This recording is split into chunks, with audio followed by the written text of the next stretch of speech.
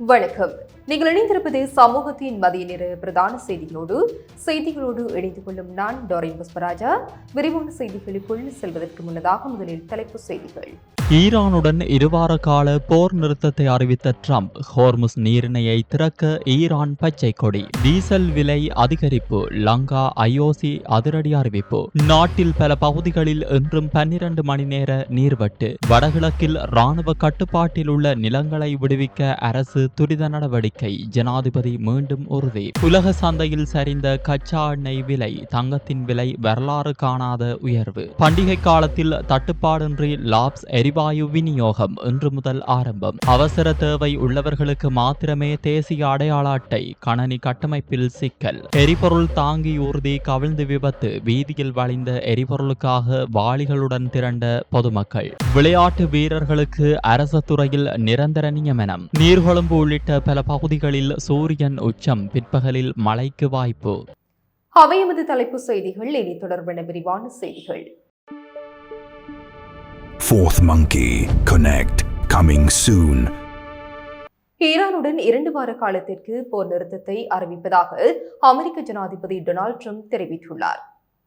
இந்த போர் நிறுத்தத்தை நடைமுறைப்படுத்துவதற்காக அவர் சில முக்கிய நிபந்தனைகளையும் முன்வைத்துள்ளார். அதன்படி ஹோர்முஸ் நீரிணையை முழுமையாகவும் உடனடியாகவும் மற்றும் பாதுகாப்பாகவும் திறப்பதற்கு ஈரான் உடன்பட வேண்டும் என்பதே பிரதான நிபந்தனையாகும். இது இரு தரப்பினருக்கும் பொருந்தும் வகையிலான ஒரு இருதரப்பு போர் நிறுத்தம் என அறிமுகப்படுத்தப்பட்டுள்ளது. இதன் கீழ் ஈரானுக்கு எதிராக அமெரிக்கா மேற்கொண்டு வரும் தாக்குதல்கள் மற்றும் குண்டுவீச்சுகளை 2 வார காலத்திற்கு நிறுத்தி வைக்க முன்மொழியப்பட்டுள்ளது. அமெரிக்க ஜனாதிபதி டொனால்ட் ட்ரம்ப் தனது ட்ரூத் வலைதளத்தில் வெளியிட்டுள்ள பதிவில், பாகிஸ்தான் பிரதமர் ஷேபாஸ் ஷெரீப் மற்றும் ஃபீல்டு மார்ஷல் ஆசிம் முனீர் ஆகியோருடனான கலந்துரையாடல்களின் அடிப்படையில் ஈரானுக்கு எதிராக அனுப்பப்படவிருந்த அழிவு சக்தியை நிறுத்தி வைக்குமாறு அவர்கள் விடுத்த கோரிக்கைக்கு இணங்க ஈரானுக்கு எதிரான குண்டுவீச்சு மற்றும் தாக்குதல்களை 2 வார காலத்திற்கு நிறுத்தி வைக்க நான் சம்மதிக்கின்றேன். ஹோர்முஸ் நீரிணையை முழுமையாகவும் உடனடியாகவும் மற்றும் பாதுகாப்பாகவும் திறப்பதற்கு ஈரான் குடியரசு உடன்பட வேண்டும் என்பதே இதற்கான நிபந்தனையாகும். இது இரு தரப்பினருக்குமான ஒரு போர் நிறுத்தமாக இருக்கும். நாம் ஏற்கனவே எமது அனைத்து இராணுவ இலக்குகளையும் எட்டியுள்ளோம். அத்துடன் ஈரானுடனான நீண்டகால அமைதி மற்றும் மத்திய கிழக்கில் அமைதியை ஏற்படுத்துவதற்கான ஒரு உறுதியான உடன்படிக்கையை நோக்கிய பயணத்தில் நாம் வெகு தூரம் வந்துள்ளோம். ஈரானிடமிருந்து 10 அம்சங்கள் கொண்ட முன்மொழிவை நாம் பெற்றுள்ளோம். அது பேச்சுவார்த்தைகளை முன்னெடுப்பதற்கு சாத்தியமான ஒரு அடிப்படையாக இருக்கும் என நாம் நம்புகிறோம். கடந்த காலங்களில் சர்ச்சைக்குரியதாக இருந்த பல விடயங்கள் குறித்து அமெரிக்காவிற்கும் ஈரானுக்கும் இடையே உடன்பாடு எட்டப்பட்டுள்ளது. இந்த 2 வார கால அவகாசம் அந்த உடன்படிக்கையை இறுதி செய்து பூர்த்தி செய்ய உதவும். அமெரிக்காவின் ஜனாதிபதி என்ற ரீதியிலும் மத்திய கிழக்கு நாடுகளின் பிரதிநிதியாகவும் இந்த நீண்டகால பிரச்சினை தீர்வை நோக்கி நகர்வதை நான் கௌரவமாக கருதுகிறேன் என குறிப்பிட்டுள்ளார். மேலும் டொனால்ட் ட்ரம்ப் தற்காலிக போர் நிறுத்தம் ஒன்றை அறிவித்ததைத் தொடர்ந்து ஈரான் மீதான தனது குண்டுவீச்சு தாக்குதல்களை 2 வார காலத்திற்கு இடைநிறுத்த இஸ்ரேல் சம்மதித்துள்ளது. எனினும் போர் நிறுத்தத்தில் லெபனானை உள்ளடக்கவில்லை என இஸ்ரேலிய பிரதமர் பெஞ்சமின் நெதன்யாகு தெரிவித்துள்ளதாக அல் ஜசீரா செய்தி வெளியிட்டுள்ளது. இது இப்படி இருக்க, ஹோர்முஸ் நீரிணை ஊடான கடல்வழி போக்குவரத்திற்கு 2 வார காலத்திற்கு பாதுகாப்பான பயணத்தை உறுதி செய்வதாக ஈரான் தெரிவித்துள்ளது. போரை முடிவுக்கு கொண்டு வருவது தொடர்பில் அமெரிக்காவுடனான பேச்சுவார்த்தைகளுக்கு இந்த இடைநிறுத்தம் பயன்படுத்தப்படும் எனவும் அது குறிப்பிட்டுள்ளது. இதேவேளை ஈரானின் 10 அம்ச கோரிக்கைகளை அமெரிக்க ஜனாதிபதி டொனால்ட் ட்ரம்ப் ஏற்றுக்கொண்டதாக அந்நாட்டின் தேசிய தொலைக்காட்சி செய்தி வெளியிட்டுள்ளது. அமெரிக்காவின் இந்த தீர்மானம் ஈரானுக்கு கிடைத்த ஒரு வரலாற்று சிறப்புமிக்க வெற்றி என அது வர்ணித்துள்ளது. ஈரானின் உச்ச தேசிய பாதுகாப்பு சபையும் இது குறித்து சாதகமான சமீட்சைகளை வெளியிட்டுள்ளது. தற்போதைய சூழல் ஈரானிய கையை ஓங்கச் செய்துள்ளதாகவும் இது ஈரானிய ராஜதந்திரத்திற்கு கிடைத்த வெற்றி என்றும் அந்த சபை சுட்டிக்காட்டியுள்ளது. சூப்பர் ஸ்டோரின் கல்யாணி அன்னபூரணி பிராண்டில் அன்றாட வாழ்க்கையின் அனைத்து பொருட்களையும் ஒரே இடத்தில் பெற்றுக்கொள்ள வீட்டி கேஷன் கரி பாரிஸின் லாட்சப்பல். லங்கா ஐஓசி நிறுவனம் இன்று முதல் அமலுக்கு வரும் வகையில் டீசல் வகைகளின் விலைகளை அதிகரித்துள்ளது. இதற்கமைய எக்ஸ்ட்ரா மைல் 590 ரூபாய், லங்கா சூப்பர் டீசல் 600 ரூபாய், எக்ஸ்ட்ரா கிரீன் டீசல் 620 ரூபாயாக அதிகரிக்கப்பட்டுள்ளது. ஏனைய எரிபொருள் வகைகளின் விலைகளில் மாற்றங்கள் எதுவும் செய்யப்படவில்லை என லங்கா ஐஓசி நிறுவனம் தெரிவித்துள்ளது. நாட்டில் நிலவும் வறட்சியான வானிலை காரணமாக பதுக்கை உள்ளிட்ட கொழும்பு மாவட்டத்தின் பல பகுதிகளில் இன்று 12 மணி நேரத்திற்கு நீர் விநியோகம் தடை செய்யப்படும் என தேசிய நீர்வளங்கள் மற்றும் வடிகால் அமைப்பு சபை தெரிவித்துள்ளது. அதன்படி இன்று காலை 8 மணி முதல் இரவு 8 மணி வரை நீர்வட்டு அமலில் இருக்கும். கலஹெதர, இரிதாபொல, பின்னவெல, வேவல்பனாவ, பிடும்பே, மீப்பே, மாவத்தகம, பாதுக்கை, உடுமுல்ல, அருக்வத்த, வேரஹல, போப்பே, மலஹல, கஹவல, மில்லவ, கொட்டியங்கொட, போரஹெதர, அங்கம்பிட்டிய, அங்கம்மன, மீரியகல மற்றும் யடவத்துர ஆகிய பகுதிகளில் நீர்வட்டு அமல்படுத்தப்படும். நீடித்த வறட்சியின் காரணமாக நீர்த்தேக்கங்களில் நீர்மட்டம் வேகமாக குறைந்ததால் லபுகம மற்றும் கலதுவாவ சுத்திகரிப்பு நிலையங்களில் நீர் உற்பத்தி குறைக்கப்பட்டுள்ளது. நீர்வட்டினால் பாதிக்கப்பட்ட பகுதிகளில் வசிக்கும் மக்கள் முன்கூட்டியே போதுமான தண்ணீரை சேமித்து வைத்து விநியோக தடை காலத்தில் சிக்கனமாக பயன்படுத்துமாறும் அறிவுறுத்தப்பட்டுள்ளனர். வடக்கு மற்றும் கிழக்கு மாகாணங்களில் பாதுகாப்பு படையினரின் வசமுள்ள பொதுமக்களின் காணிகளை விடுவிப்பதற்கும் மூடப்பட்டுள்ள வீதி பகுதிகளை திறப்பதற்கும் அரசாங்கம் துரித நடவடிக்கைகளை முன்னெடுத்துள்ளது என்று ஜனாதிபதி அனுரகுமார திசாநாயக்க தெரிவித்தார். பாதுகாப்பு அமைச்சர் என்ற ரீதியில் ஜனாதிபதி தலைமையில் நேற்று செவ்வாய்க்கிழமை பிற்பகல் நாடாளுமன்றத்தில் நடைபெற்ற பாதுகாப்பு அலுவல்கள் பற்றிய அமைச்சுசார் ஆலோசனை குழு கூட்டத்திலேயே அவர் இதனை கூறியுள்ளார். இக்கூட்டத்தில் எட்டப்பட்ட முக்கிய தீர்மானங்கள் வருமாறு: 2025 ஆண்டில் மாத்திரம் வடக்கில் சுமார் 1000 ஏக்கர் தனியார் காணிகளை விடுவிக்க அரசாங்கம் நடவடிக்கை எடுத்துள்ளது என்று சுட்டிக்காட்டிய ஜனாதிபதி எஞ்சிய காணிகளையும் முறைப்படியாக விடுவிக்க திட்டமிட்டுள்ளதாகவும் கூறினார். அத்துடன் நீண்டகாலமாக மூடப்பட்டுள்ள வீதி பகுதிகளை திறக்கும் போது எழுந்துள்ள சிக்கல்களுக்கு சாதகமான தீர்வுகளை வழங்குமாறும் அதிகாரிகளுக்கு அவர் பணிப்புரை விடுத்தார். மத வழிபாட்டு தலங்களுக்குரிய காணிகள் தொடர்பாக எழுந்துள்ள பிரச்சினைகளை தீர்ப்பதற்கு எடுக்கப்பட்டுள்ள நடவடிக்கைகள் குறித்து ஜனாதிபதி கேட்டறிந்தார். மேலும் டிட்வா சூறாவளியால் சேதமடைந்த வீதிகள், நீர்ப்பாசன கட்டமைப்புகளை புனரமைத்தல் மற்றும் விவசாயிகளுக்கு இழப்பீடு வழங்கும் நடைமுறைகளின் முன்னேற்றம் குறித்தும் இதன்போது அவதானம் செலுத்தப்பட்டது. மக்களின் இயல்பு வாழ்வை உறுதிப்படுத்தும் அதேவேளை கைத்தொழில் மற்றும் பொருளாதார நடவடிக்கைகளுக்காக தற்போதுள்ள காணிகளை முறையாக முகாமைத்துவம் செய்வதே அரசாங்கத்தின் எதிர்பார்ப்பு என்று ஜனாதிபதி தெரிவித்தார். இதற்கான அடுத்த கட்ட நகர்வுகள் குறித்து கண்டறியுமாறு அவர் பாதுகாப்பு தரப்பினருக்கு அறிவுறுத்தினார். பாதுகாப்பு படையினரின் நலன்புரி திட்டங்கள், பாதுகாப்பு அமைச்சு மற்றும் அதன் கீழ் உள்ள நிறுவனங்களின் செயல்பாடுகள் குறித்தும் இதன்போது ஆராயப்பட்டது. அத்துடன் நாடாளுமன்றத்தில் சமர்ப்பிக்கப்பட உள்ள புதிய விதிமுறைகளுக்கு ஆலோசனை குழுவின் அங்கீகாரமும் பெறப்பட்டது. அமெரிக்க ஜனாதிபதி டொனால்ட் ட்ரம்ப் ஈரானுடன் 2 வார கால போர் நிறுத்தத்தை அறிவித்ததை தொடர்ந்து உலக சந்தையில் கச்சா எண்ணெய் விலை வீழ்ச்சியடைந்துள்ளது. இன்று காலை நிலவரப்படி WTI கச்சா எண்ணெய் பீப்பாய் ஒன்றின் விலை $90.47 அமெரிக்க டாலராக குறைந்துள்ளது. இது $17.48 வீழ்ச்சியாக பதிவாகியுள்ளதுடன் சதவீத அடிப்படையில் 15.48% சரிவாகும். அதேபோல் பிரெண்ட் வகை கச்சா எண்ணெய் பீப்பாய் ஒன்றின் விலை $92.84 குறைந்துள்ளது. இதற்கிடையில் மர்பன் வகை கச்சா எண்ணெய் விலையும் $106.51 குறைந்துள்ளது. இது முந்தைய விலையுடன் ஒப்பிடுகையில் 18.85% வீழ்ச்சி என சர்வதேச ஊடகங்கள் தெரிவித்துள்ளன. இது இப்படி இருக்க உலக சந்தையில் இன்று தங்கத்தின் விலை அதிகரித்துள்ளதாக சர்வதேச ஊடகங்கள் செய்தி வெளியிட்டுள்ளன. அமெரிக்க ஜனாதிபதி டொனால்ட் ட்ரம்ப் ஈரானுடன் 2 வார கால போர் நிறுத்தத்தை அறிவித்ததை தொடர்ந்து இந்த நிலைமை பதிவாகியுள்ளது. அதன்படி தங்கத்தின் விலை 2.3% அதிகரித்து 1 அவுன்ஸ் தங்கத்தின் விலை 4811.66 அமெரிக்க டாலர்கள் எனும் சாதனை அளவை எட்டியுள்ளதாக சந்தை தரவுகள் காட்டுகின்றன. இதேவேளை வெள்ளியின் விலை 4.3% அதிகரித்து $76.08 உயர்ந்துள்ளதுடன் பிளாட்டினம் மற்றும் பெலேடியம் ஆகியவற்றின் விலைகளும் சிறிதளவு அதிகரித்துள்ளதாக தெரிவிக்கப்படுகிறது. பண்டிகை காலத்தில் லாப்ஸ் எரிவாயுவை தட்டுப்பாடு இன்றி நுகர்வோருக்கு வழங்கும் நடவடிக்கைகள் இன்று முதல் ஆரம்பிக்கப்படுவதாக இந்த நிறுவனம் அறிவித்துள்ளதாக நுகர்வோர் விவகார அதிகார சபை தெரிவித்துள்ளது. வர்த்தக அமைச்சரின் அறிவுறுத்தலுக்கு அமைய அது தொடர்பான சட்ட நடவடிக்கைகள் குறித்து நிறுவனத்திற்கு தெளிவுபடுத்த நடவடிக்கை எடுக்கப்பட்டுள்ளதாக அதன் பேச்சாளர் ஒருவர் தெரிவித்தார். 7000 மெட்ரிக் டன் லாப்ஸ் எரிவாயுவை ஏற்றிய கப்பல் கடந்த 6ஆம் தேதி ஹமாந்தோட்டை துறைமுகத்தை வந்தடைந்ததாக லாப் எரிவாயு நிறுவனம் அறிவித்திருந்தது. குறித்த எரிவாயு கையிருப்பை குறித்த நுகர்வோருக்கு இன்று முதல் விநியோகிப்பதற்கு நடவடிக்கை எடுக்கப்படும் என அந்த நிறுவனம் அறிவித்துள்ளதாக நுகர்வோர் விவகார அதிகார சபை மேலும் தெரிவித்துள்ளது. இதேவேளை பண்டிகை காலத்தை முன்னிட்டு சுற்றி வளைப்புகள் மற்றும் விசாரணைகளை முன்னெடுக்கும் வேலை திட்டம் ஆரம்பிக்கப்பட்டுள்ளதாக நுகர்வோர் விவகார அதிகார சபையின் பணிப்பாளர் அசேல பண்டார தெரிவித்துள்ளார். உலக சந்தையில் எரிவாயு விலை அதிகரித்துள்ளமையை கருத்தில் கொண்டு உள்நாட்டிலும் எரிவாயு விலையை அதிகரிக்க வேண்டிய நிலை ஏற்பட்டுள்ளதாக அமைச்சர் விஜித கெர தெரிவித்துள்ளார். நேற்றைய தினம் ஊடகங்களிடம் அவர் மேலும் குறிப்பிடுகையில் சவுதி அரம்கோ விலை சுட்டனுக்கு அமைய உலக சந்தையில் எரிவாயு விலை உயர்ந்துள்ளதால் இந்த விலை திருத்தம் மேற்கொள்ளப்பட்டுள்ளதாக அவர் குறிப்பிட்டுள்ளார். எவ்வாறாயினும் எரிவாயு விநியோகத்தில் எவ்வித தடையும் இல்லை. புதிய ஒப்பந்தத்தின் கீழ் தற்போது மத்திய கிழக்கு பிராந்தியத்திலிருந்து எரிவாயு விநியோகம் இடம்பெறவில்லை என்றும் தெரிவித்தார்.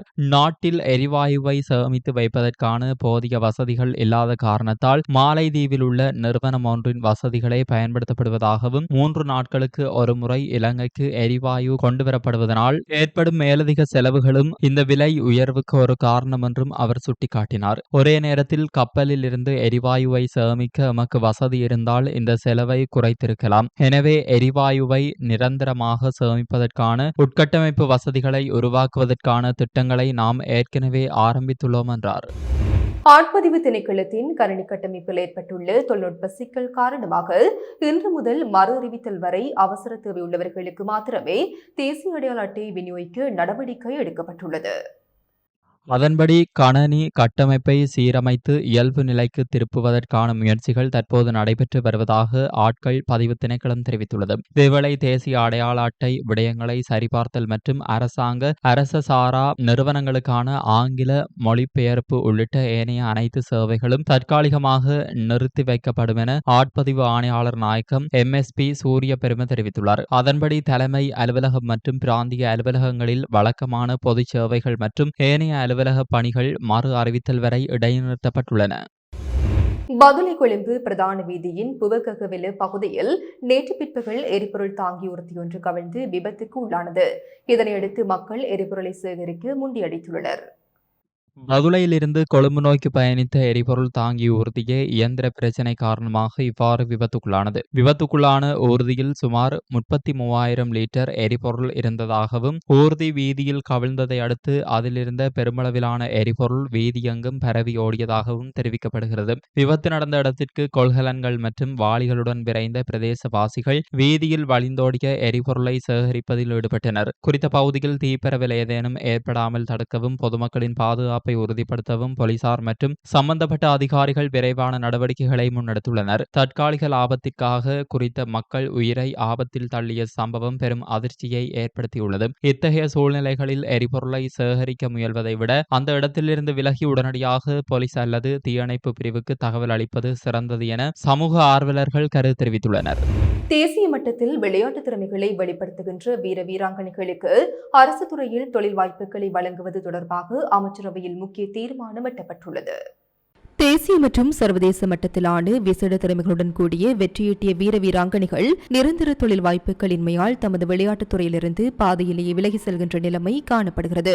இந்த நிலைமையானது வீர வீராங்கனைகளின் உயரிய செயலாற்றுகையை பேணுவதற்கும் சர்வதேச ரீதியிலான போட்டித்தன்மையை இலங்கையினால் தக்க வைத்துக் கொள்வதற்கும் பாதிப்புகளை ஏற்படுத்தியுள்ளது. தேசிய விளையாட்டுத் துறையில் உயர்மட்ட திறமைகளை வெளிப்படுத்தும் வீர வீராங்கனைகளை தக்க வைக்கவும் அவர்களின் நீண்டகால தொழில் பாதுகாப்பை உறுதிப்படுத்தவும் புதிய கொள்கை திட்டம் ஒன்றுக்கு அங்கீகாரம் வழங்கப்பட்டுள்ளது. வெளிப்படைத்தன்மையுடன் கூடிய நியாயமான மற்றும் திறமைகளை அடிப்படையாக கொண்டு தேர்ந்தெடுத்தல் முறையினூடாக அரசு, பகுதி அரசு மற்றும் நிதியச்சட்ட நிறுவனங்களில் இவர்களுக்கு தொழில் வாய்ப்புகள் வழங்கப்பட உள்ளன. இதற்காக பொருத்தமான கொள்கை சட்டம் ஒன்றை தயாரிப்பதற்கான யோசனையை விளையாட்டு மற்றும் இளைஞர் விவகார அமைச்சர் சமர்ப்பித்திருந்தார்.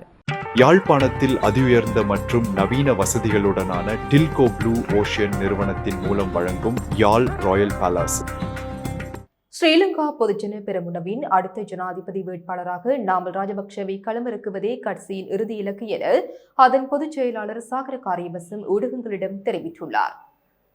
நாட்டின் தற்போதைய அரசியல் சூழல் மற்றும் எதிர்கால தேவைகளை கருத்தில் கொண்டு இந்த தீர்மானம் எட்டப்பட்டுள்ளதாக குறிப்பிட்ட அவர், தொழில்நுட்ப ரீதியிலான மாற்றங்கள் மற்றும் நவீன உலகிற்கு ஏற்றவாறு நாட்டை வழிநடத்தக்கூடிய தகுதி நாமல் ராஜபக்சவிடமே உள்ளதாக தெரிவித்தார். குறிப்பாக இளைஞர்களின் எதிர்பார்ப்புகளை பூர்த்தி செய்யக்கூடிய மற்றும் நாட்டின் பொருளாதாரத்தை மீட்டெடுக்கக்கூடிய ஒரு தலைவராக அவர் இருப்பார் என நம்பிக்கை வெளியிட்டார். இதேவேளை தற்போதைய அரசாங்கத்தின் செயற்பாடுகள் மற்றும் மாற்று அரசியல் சக்திகளின் போக்குகள் குறித்து தனது அதிருப்தியை வெளியிட்டு சாகர காரியவசம் கடந்த காலங்களில் திட்டமிட்ட முறையில் முன்னெடுக்கப்பட்டு பொய் பிரச்சாரங்கள் காரணமாக மக்கள் திசை திருப்பப்பட்டதாக குற்றம் சாட்டினார். குறிப்பாக ஜேவிபி போன்ற கட்சிகள் மக்களிடையே தவறான பிம்பத்தை உருவாக்கி நாட்டை ஸ்திரமற்ற நிலைக்கு தள்ளியதாக அவர் சாடினார்.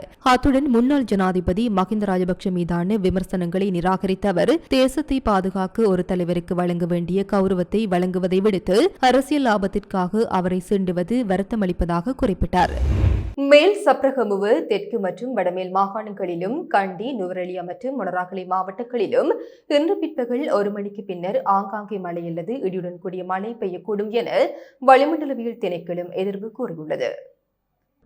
மேல் மாகாணத்திலும் காலி மற்றும் மாத்தறை மாவட்டங்களின் கடலோர பகுதிகளிலும் காலை வேளையில் சிறிதளவு மழை பெய்யக்கூடும் என அத்திணைக்களம் அறிவித்துள்ளது.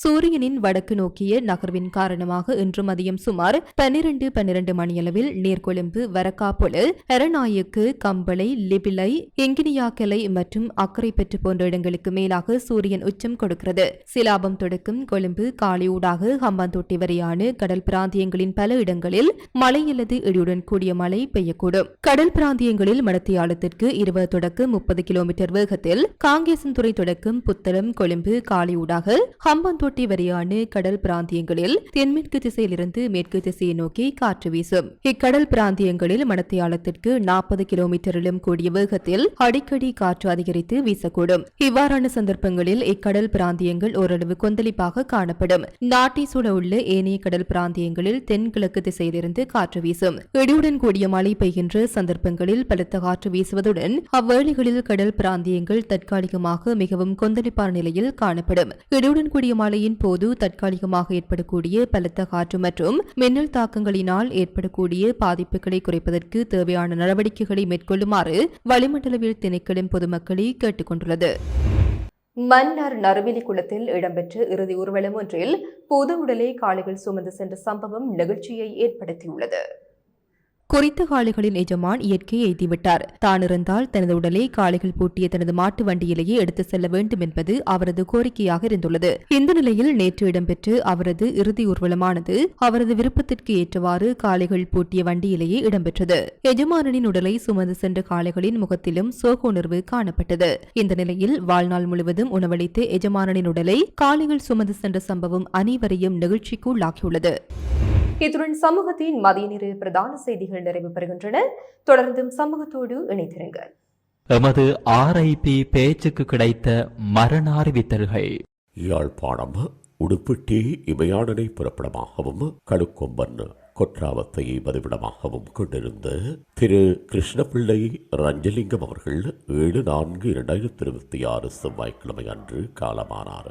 கேகாலையை புறப்படமாகவும் நீர்கொழும்பை பதிவிடமாகவும் கொண்டிருந்த திரு வேலு பாலகிருஷ்ணன் அவர்கள் 7/4/2026 செவ்வாய்க்கிழமை அன்று காலமானார். யாழ்ப்பாணம் குப்புளானை புறப்படமாகவும் கோண்டாவிலை பதிவிடமாகவும் கொண்டிருந்த திருமதி ராஜேஸ்வரன் சந்திரவதனா அவர்கள் 7/4/2026 செவ்வாய்க்கிழமை அன்று காலமானார். யாழ்ப்பாணம் குப்புளான் கற்கரை பிள்ளையார் கோவிலடியை புறப்படமாகவும் உரும்பராய் முருகன் வீதியை தற்காலிக வதிவிடமாகவும் கொண்டிருந்த விஸ்வலிங்கம் கனகாம்பிகை அவர்கள் 5/4/2026 ஞாயிற்றுக்கிழமை அன்று காலமானார். மேலே அறிவிக்கப்பட்ட அனைத்து மரண அறிவித்தல் இறுதிக்கிரியை பற்றிய தகவல்களை அறிந்து கொள்ள ரிப் பேஜை பார்வையிடுங்கள். இதற்கான லிங்க் கீழிருக்கும் டிஸ்கிரிப்ஷனில் பார்வையிடலாம். இது போன்ற செய்திகளை தெரிந்து கொள்ள சமூகம் நியூஸ் சேனலை சப்ஸ்கிரைப் செய்து அருகில் உள்ள பெல் பட்டனை கிளிக் செய்யுங்கள். மேலும் இது போன்ற செய்திகளை உடனுக்குடன் தெரிந்து கொள்ள சமூகமீடியா.com என்ற இணையதளத்தின் வாயிலாகவும் எங்களுடன் இணைந்திருங்கள்.